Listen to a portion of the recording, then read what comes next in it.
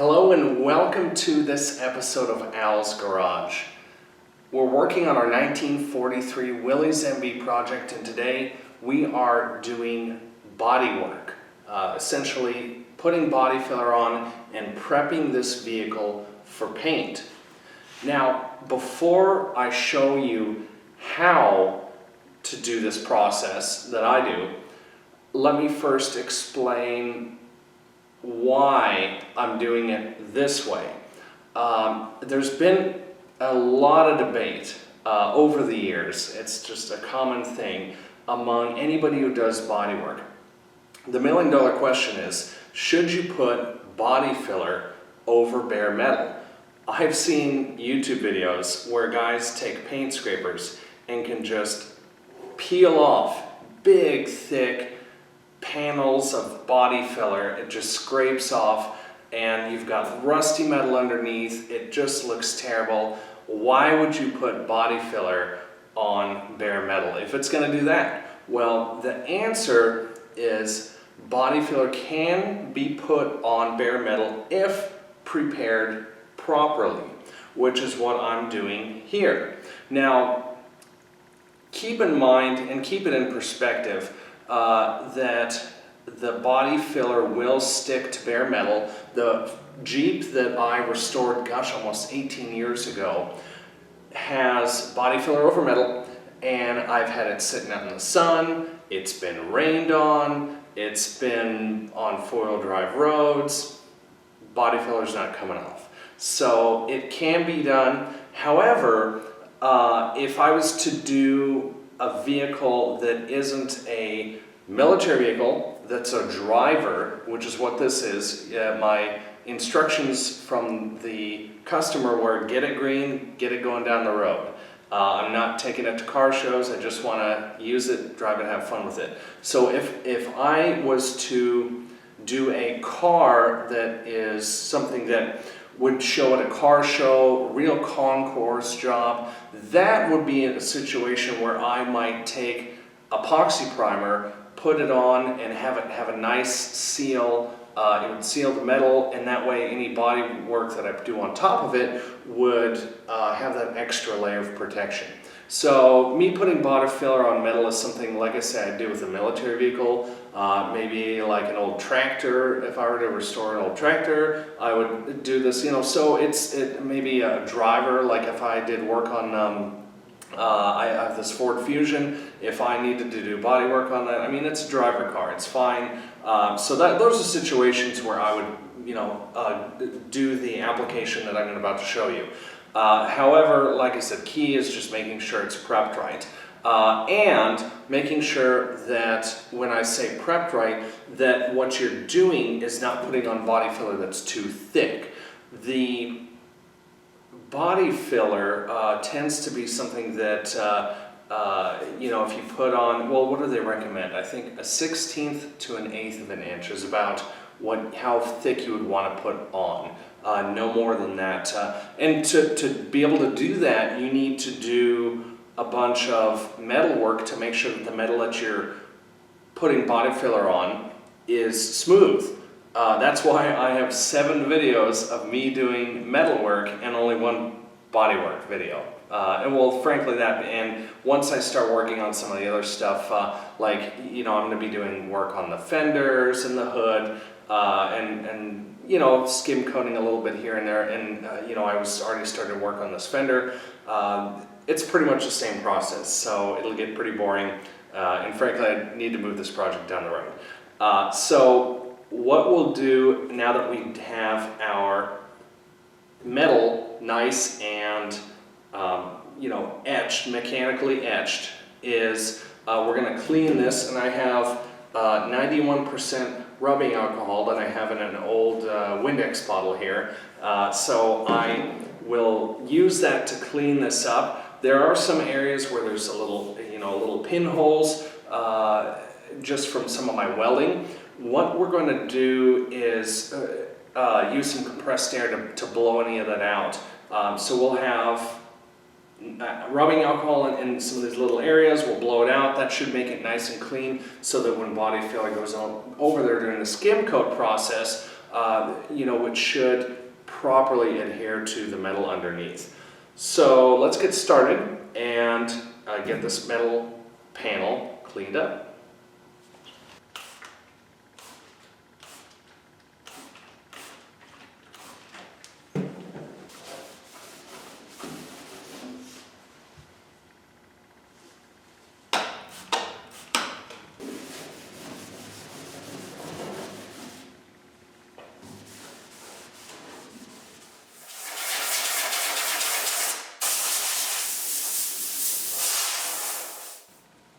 So we're back at it again after I filmed my little introductory portion of this and we cleaned this panel. I called it a night. Here we are the next day, and I ran over this one more time with my rubbing alcohol to make sure that it is nice and clean. So at this point we're going to mix some filler and put it on the panel. Before I do that, before I mix it and head over here, I think it's important, it's a good tip, when you're at this stage, and even later on, but when you're at this stage before you mix, you want to plan out where you're going to put your filler. You want to really have it up, a good idea in your mind, so once it's mixed, you can just dive in here. So I'm looking at the panel, and on this side there's some roughness here that I want to tackle. There's a little bolt that I had welded, a couple uneven spots here. There's some unevenness here, a couple little dents. This little guy here, well, that's actually a tack weld, that can stay.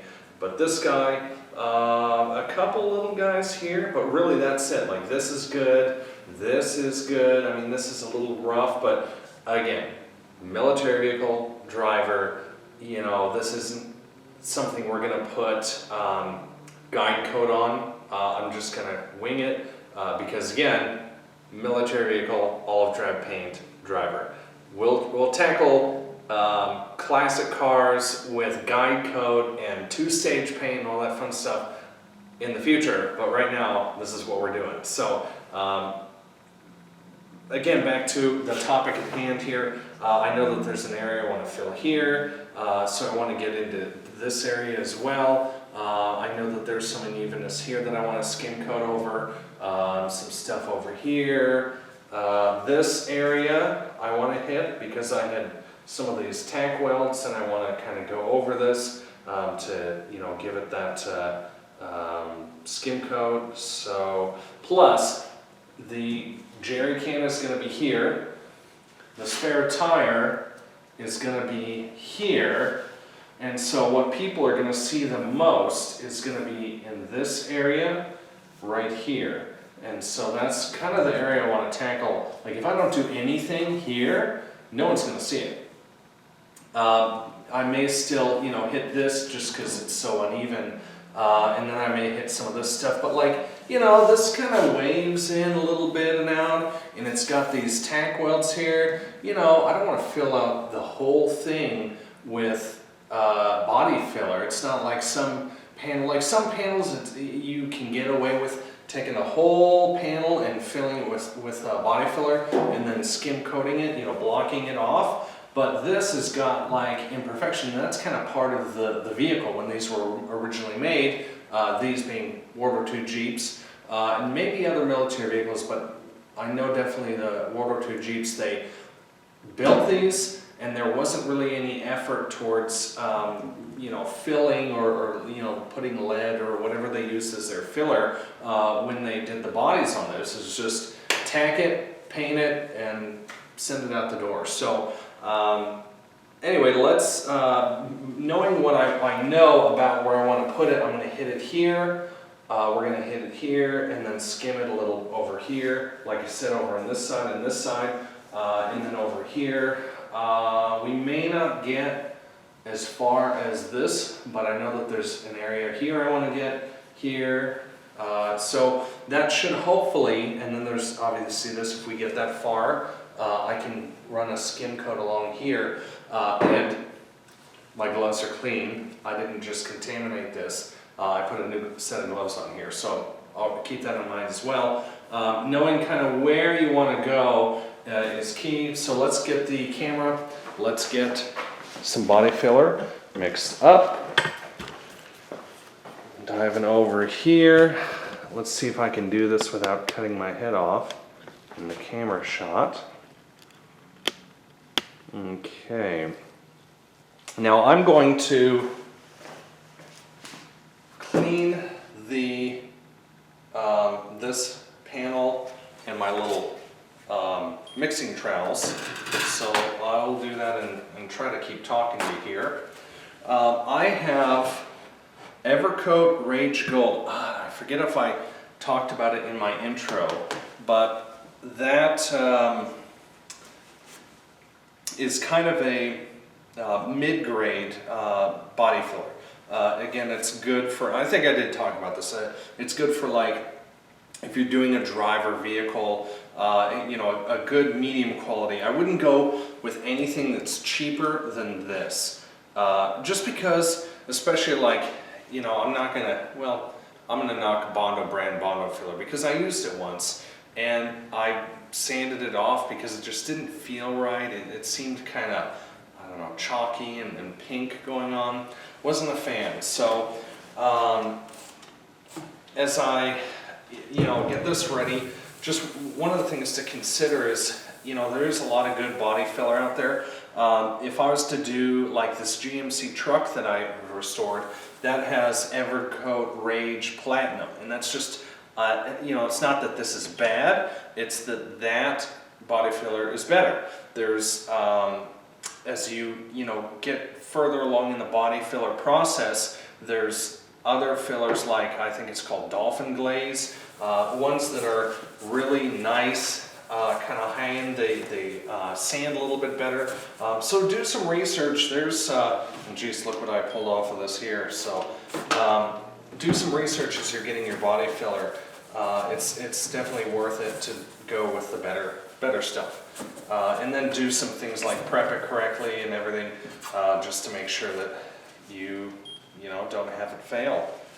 You don't want that to happen. So right now I'm cleaning my body filler spreaders. I have recently started using these. I used to use like paint scrapers. The benefit that these have, that I have discovered, I got these from like Harbor Freight or somewhere, is that they have a nice bend to them. Gosh, they really bend easy. It's nice. And once you go with something like this, you'll wonder how you know, did some of the other stuff. Like I just used a paint scraper. My entire Jeep restoration I did before this one, it was a paint scraper. There was a narrow one and a wide one, and I'm like, wow, you know. So a lot of cool tools out there. Let me talk about the scale. Body filler on scales, essentially the ratio of your hardener and your filler is 50 to 1. And while I'm getting this ready, one of the things you want to do is knead the body filler. But it's 50 to 1. What I read was that if you really want to do it right, buy a scale. So I went on Amazon, I found this scale. It was like 20 bucks. It measures this pretty good. You know, you throw it in, you see it, the scale come up, and then when I put the hardener on, it didn't change, like the additional 1/50th that I was looking for. So it's perfect. It's good, but it's not perfect. So I would recommend, if you're gonna, you know, if you're like a professional body person, one, why are you watching me? But if you are, you know, gonna do the super professional route, do the higher end scale. But I am still using this, and I'm going to tear this to level it out. So now this is zeroed. But I do like to use it actually. It's been kind of a blessing because when I throw my body filler on, what do? Oof, that smell. Body filler has a distinct smell. But when I put my body filler on, I use about the same amount, which is fine, but the benefit is that I know to put the same amount of filler on, so I have kind of a uniform amount. I know kind of what is a good amount of, you know, hardener to put on, so as long as I keep it, you know, relatively even. Now my next step is to get a stir stick. Let me get that real quick here. So I've got a stir stick. I'm going to try to zoom in here a little bit more.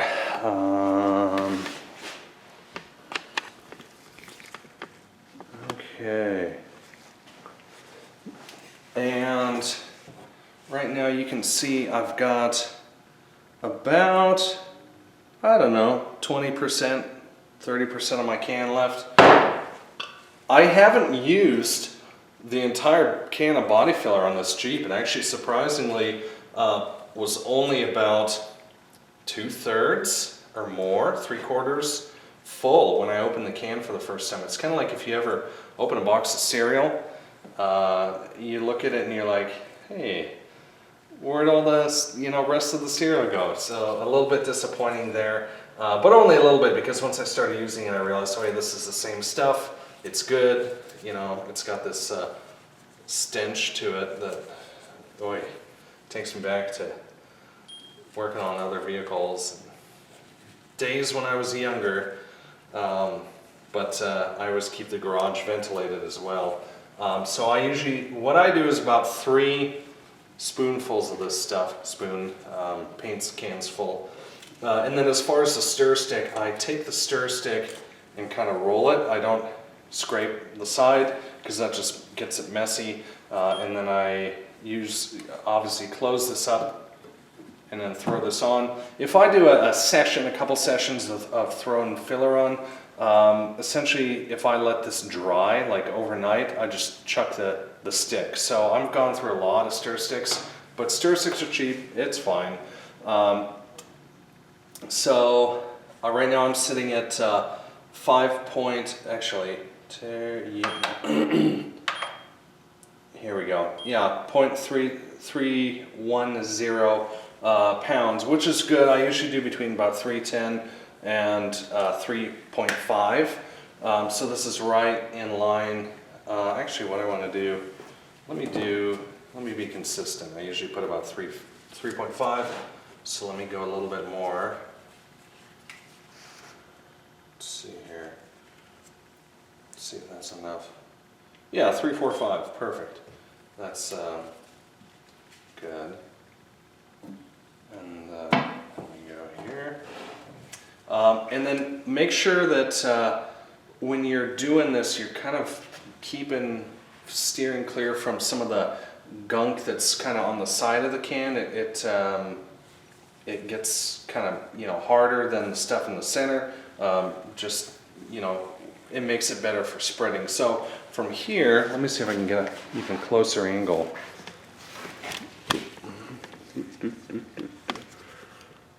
There we go.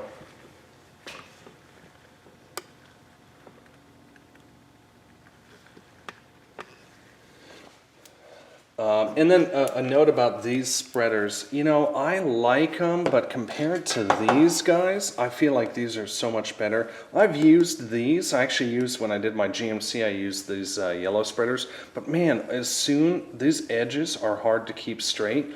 And in my opinion, you're only good for a couple of spreads until, you know, something happens that dings one of these edges. And then every time you spread it, you've got that line. And so to me, that never was really a good thing. So a lot of people like them, a lot of people work with them, but so far, you know, in using these guys, I like them a lot better.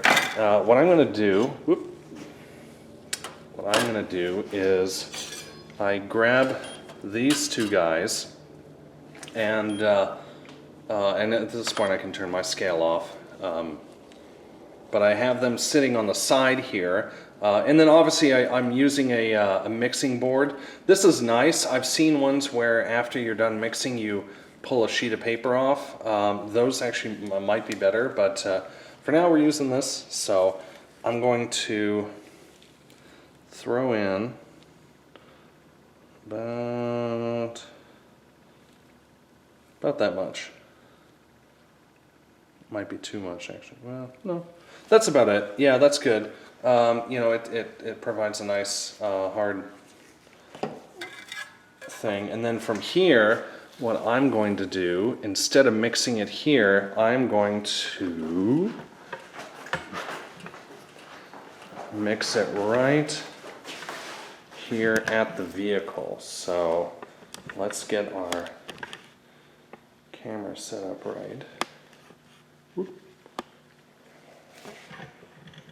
Okay.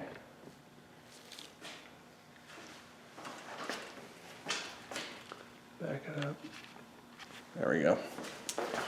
And so from here, what I'm going to do is, with both these other guys ready to go, I kind of do this when I mix it.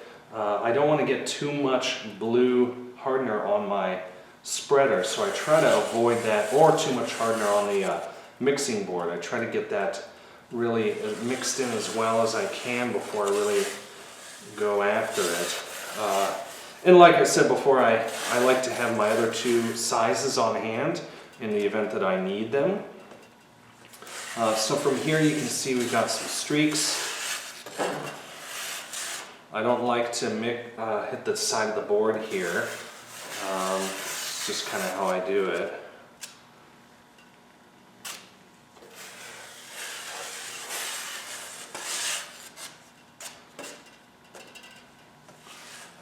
We are getting close.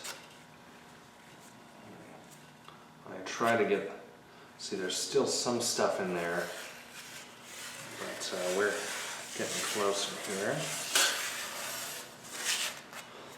And you want to make sure, obviously, that you don't have any unmixed filler, because you're going to start sanding and realize you have some chunkies here. So, okay, here we go. At this point, I would say the clock is ticking. Yeah. Okay, clock's ticking. Let's see how much time we have before we have this dry up. And I just go through, and I know I had a spot right here. It's a lot easier to put this stuff on than it is to sand it off. So just keep that in mind. You know, I've certainly had my moments where I'm going crazy. I'm, you know, throwing filler down, having a grand old time, and then I start sanding. I'm like, God, I have way more filler than I need. So just kind of keep that in mind. Don't be afraid to go over it a couple times. And then I'll show you something else as we're getting ready to go here. Once this dries, you can take a screwdriver and kind of pick away some of the extra stuff, and I'll just show you that here when the time is right. And one of the things I'm trying to avoid is hitting this seam, so I messed that up. But that's okay. When it's chunky and starting to dry, we'll hit it with a screwdriver, and it should peel that out really easy. So with this, I'm going to try to get this as much as possible. I haven't, in my eyes, needed to use either the small or large spreaders, but the clock is indeed still ticking. I'm trying to get as much as possible.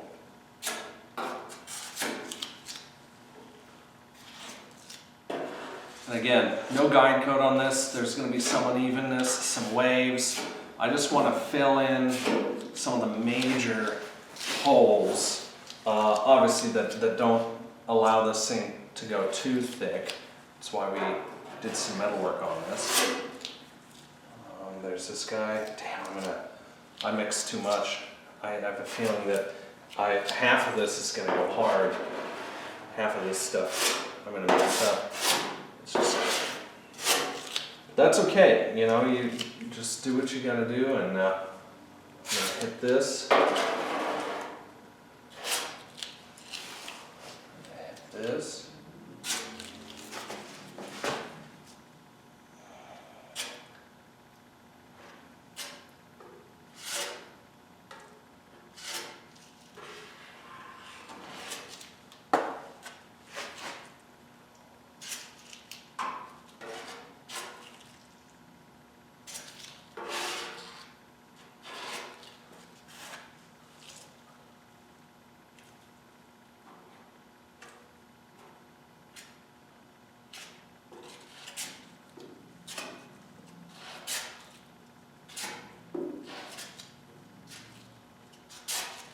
As I'm spreading this, I'm trying to go over it a couple times, push it in, and spread it as evenly as possible.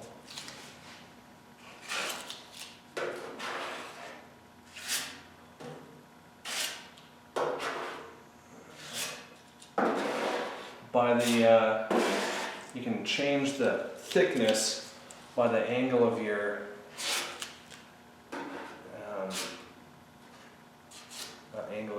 scraper here. Sorry, I'm trying to focus and talk at the same time.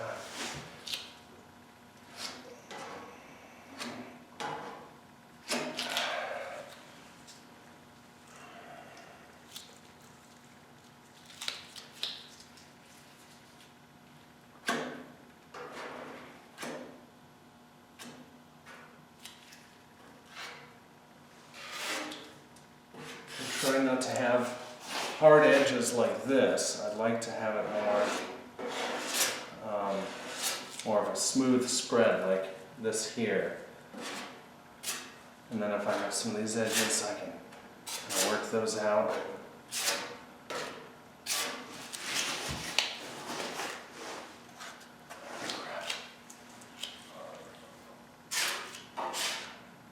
And most of this is going to get sanded off. I just gotta get it on.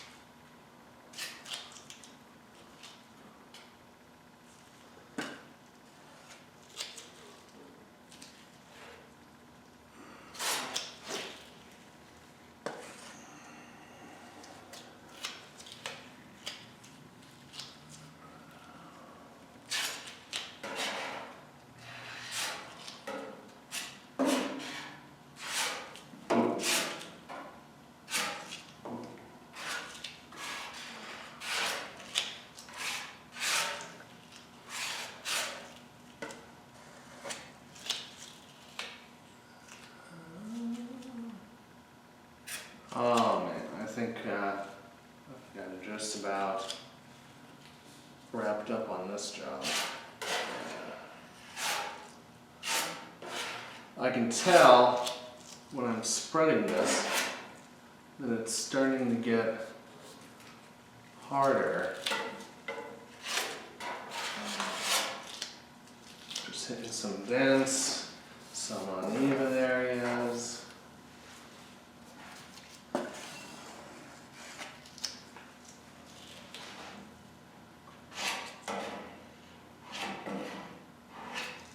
All right, so now my hardener essentially, let's see if I can grab, I didn't want to mess that up, but the rest of this I'll just leave, but we're done. It's starting to get a little chunky. You can kind of tell when you're doing this. You scoop it up and it's got a little bit of a, I don't know if you can see that, a little bit of a rough, almost cottage cheese look to it. So from here, we are ready to clean up. I'm going to get the camera. Let's see how much I got when you're doing one. Okay, that's not too bad. I don't know how much of my head you saw versus the rest of it, but anyway, let's go to our trash can here. And from here, what I'll do is set aside my large scraper, and I got this guy.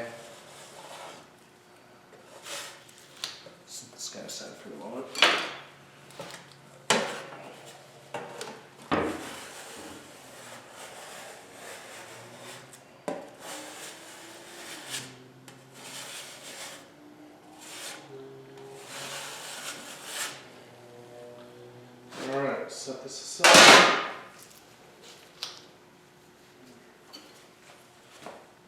And this guy we'll use to just peel this off. And you can see this is, you know, at this point, you know, not even sticking, just peeling off. So definitely hardening.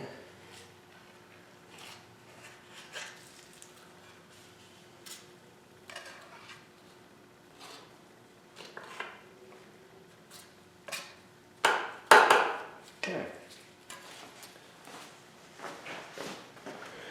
From here, what I like to do is take my mixing board and my scrapers and use some lacquer thinner and paper towels to clean them up. So I'm going to do that in the rhythm that I've developed over the course of this job.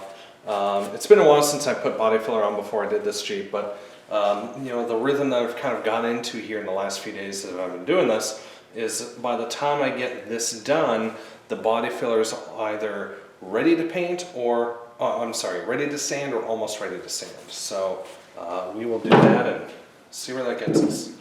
Back in a moment.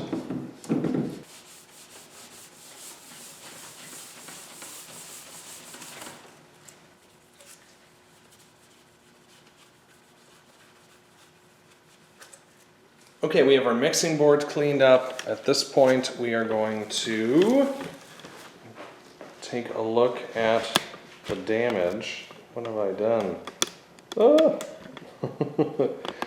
So anyway, let's check here. I will actually zoom in on this area since it's the big one.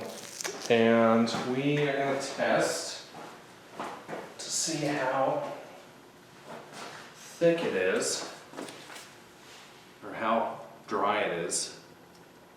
Definitely tacky, that's a good sign. It may not quite be ready. We're gonna try, okay, yeah, so you can tell that it's not ready to sand at this point, because when I try to actually sand it, it's kind of gummy. So still needs a little bit of time. We'll come back here in probably, I don't know, 30 minutes or so.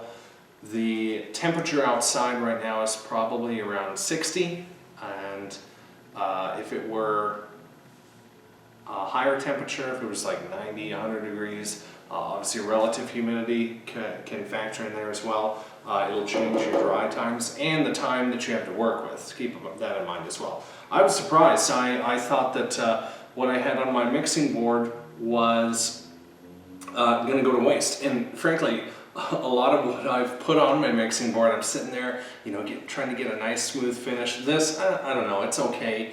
I mean, it's a lot more than will be there after I'm done sanding.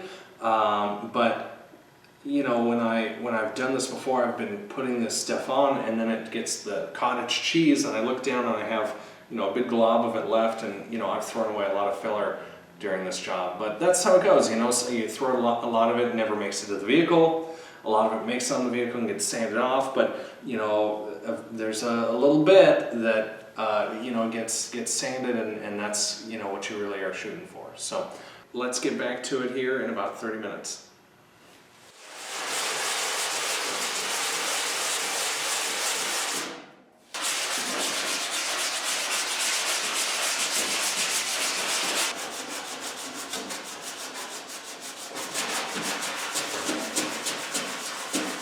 So I did almost 15 minutes worth of work on getting this leveled out. This is some of the high stuff that we can get out of here with our block sander, our Durablock. Anyway, the filler job I did on this was a little rough. I was kind of under the gun, and you know, I'm doing this on camera.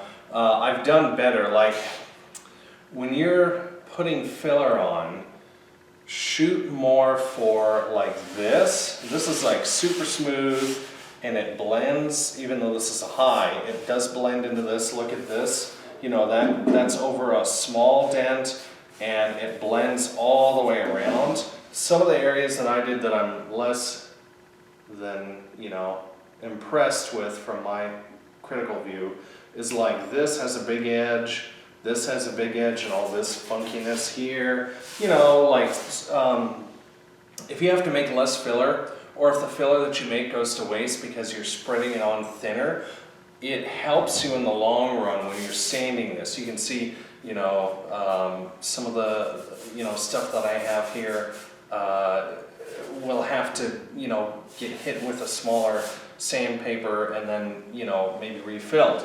But one of the other things to consider is what I'm doing here isn't really like, you know, again, driver, military Jeep, not super fancy. So I'm going to hit this with a smaller sanding block in here and in here. I'll blend this kind of out into this. You know, this as a whole is pretty close to level. There's like a dent in here and here that I might fill, or I might not. I don't know. You know, I may just leave this. I want to make sure the hood and the top of the cowl look good. But this guy, you know, there's certain things where, you know, it doesn't need to look 100%. You can see where there's a high here and a high here, and then it kind of drops down low. So again, what I might do is with my smaller sanding block, I may work this in and it may bow a little bit, and that might be okay. Again, this is where the spare tire is, and the wheel's going to go around this. Now, if you were doing a non-driver military Jeep, well, let me take a step back. If I was doing like a show Jeep that was going to be in awards, I would have spent more time on the metal, and I wouldn't be putting as much filler on this. But that being said, I still think that I'm, you know, if you see how thin this is, this is, you know, more than paper thin. A lot of the stuff that's on here is between that, you know, 1/16 to 1/8 of an inch. Which is what's recommended for putting body filler on anything really, any sort of automotive use. So I'm going to keep sanding this. I'm just going to cut to after I've gotten this done with the smaller sanding block, and then we'll move on to the next step.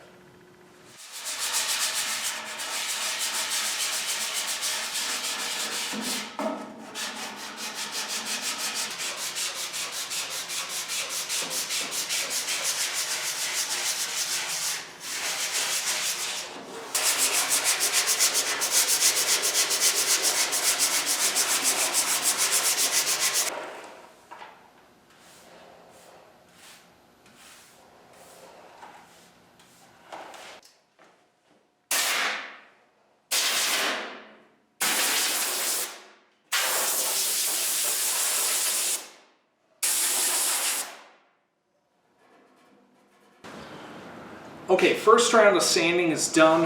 I have a panel that is reflective of the filler job that I did when applying my filler. So you can see there's, and I'll zoom it in here, so you can see there's some holes here and unevenness here. There's this patchwork. This is okay, but there's some stuff here, some stuff here.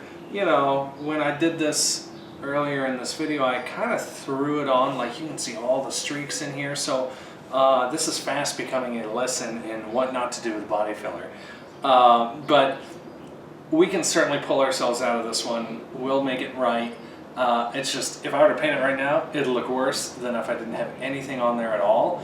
Thickness wise, I think we are still okay, but I'm going to do another round where it's going to be a smaller amount, and I'm going to try to focus on this area, and if it dries, it dries. I was, you know, before I was trying to do it, you know, all in one big shoot, but I think it's important, and I've done this on others of this Jeep and other vehicles. I just don't know what I was thinking this time around.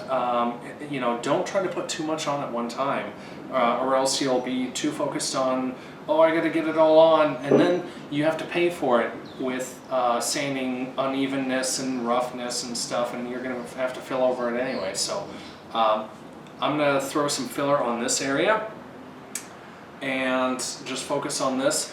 I'm not going to do too much, like there's some unevenness here and some stuff here I want to put on, you know, maybe skim over this, and you know, there's a couple of little bumps in here that I want to take out.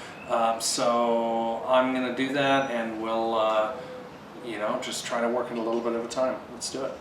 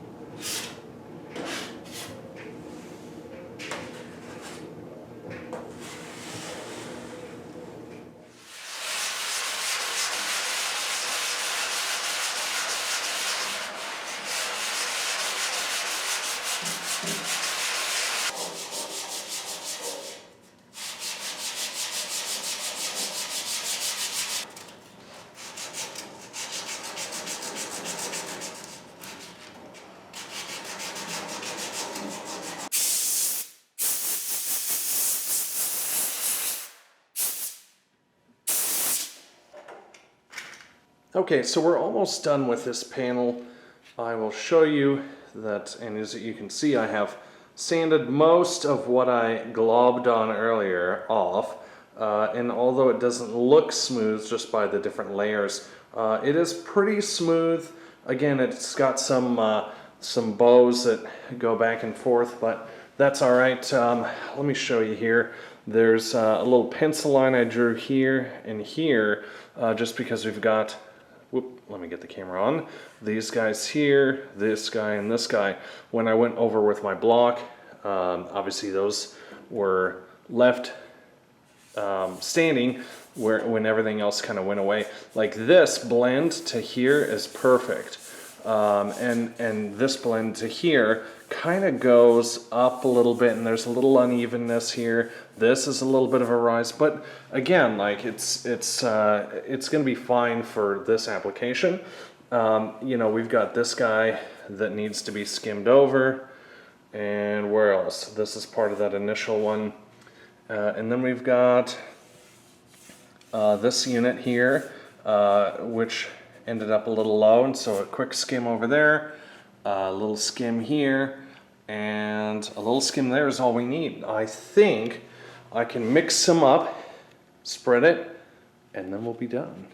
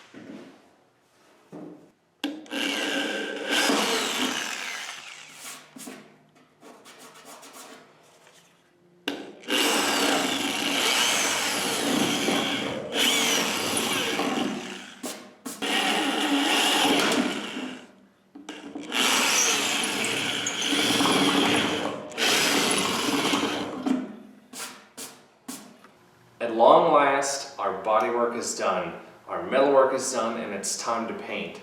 I hope this video was helpful for you. As an aside, I took this measuring tape and checked this hole, and it looks like it's barely a 1/16 of an inch thick when it comes to the body filler. So even in my thickest areas, I don't think I'm any more than that 1/16 to an 1/8 of an inch. So although we put a lot on here, and it might happen with you the same way, you know, you just have to sand it off and kind of, you know, plan your attack here. So as far as my tools, I like those spreaders. I'm going to get a different type of mixing board. I'm not a fan of the one that I have, and the body filler, that Rage Gold, it's great stuff. So it worked good for me. I probably will upgrade to the higher level, the platinum, on my next job, but good stuff. It worked, and I think we are, like I said, ready to wrap this up. So thanks again for watching. We'll see you next time.